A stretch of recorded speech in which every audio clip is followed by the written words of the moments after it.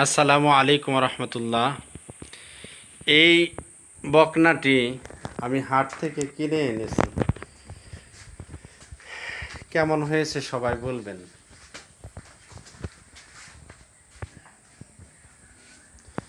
এবং এটা কি পিওর হলিস্টিয়ান ফ্রিজিয়ান কিনা সেটাও বলবেন। আসলে আমি গরু সম্পর্কে বেশি খুব একটা বিজ্ঞ না।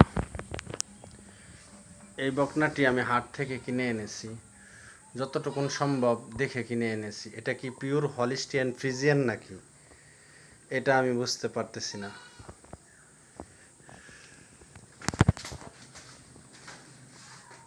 আপনারা সকলে একটু পরামর্শ দিয়ে জানাবেন এটা আসলে কোন জাতের গরু হতে পারে। ক্যামেরায় কতটুকুন আসতেছে জানি না, মোটামুটি বকনাটা বড় সাইজের।